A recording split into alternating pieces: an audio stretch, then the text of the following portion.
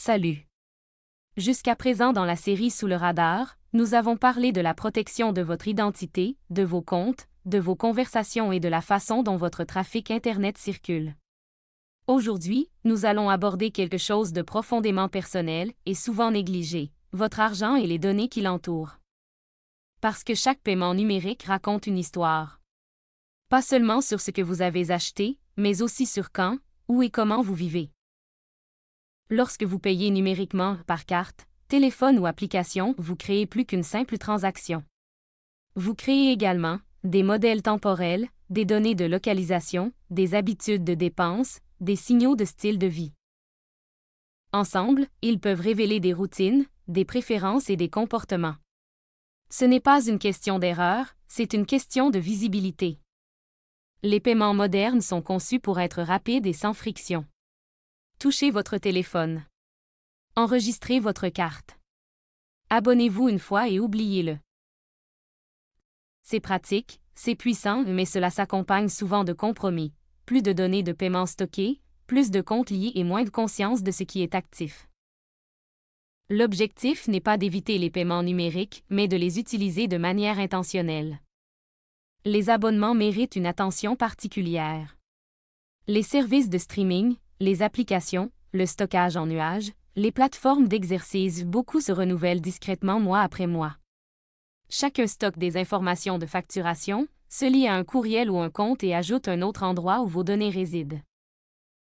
Avec le temps, les abonnements inutilisés deviennent une exposition oubliée. Une habitude simple consiste à examiner régulièrement les abonnements, annuler ce que vous n'utilisez pas et supprimer les méthodes de paiement enregistrées lorsque c'est possible. Moins de désordre signifie moins de risques. Les programmes de fidélité ne se contentent pas de récompenser les achats, ils les suivent. Ils peuvent révéler où vous faites vos courses, à quelle fréquence vous retournez et ce que vous achetez. Ces données sont précieuses et sont souvent partagées ou analysées au-delà du magasin lui-même. Demandez-vous, la récompense vaut-elle la trace de données? Ai-je besoin que cela soit lié à mon courriel ou à mon numéro de téléphone principal? Parfois, la réponse est oui. Faites-en simplement un choix, pas un défaut. Vous n'avez pas besoin de tout changer vos finances pour renforcer votre vie privée. Juste de petites habitudes constantes font une réelle différence. Évitez de sauvegarder vos cartes sur chaque site web ou application. Chaque endroit où vous stockez un numéro devient une autre fuite potentielle si ce service est un jour compromis. Activez les notifications de paiement afin d'être alerté de chaque transaction, ce qui vous aide à repérer immédiatement toute activité inhabituelle. Gardez vos dépenses quotidiennes séparées des comptes qui contiennent des économies ou des fonds essentiels, limitant ainsi l'impact si une carte est compromise. Et ne vous contentez pas de survoler votre solde, examinez les relevés complets afin de pouvoir repérer des commerçants inconnus ou des frais d'abonnement qui augmentent lentement.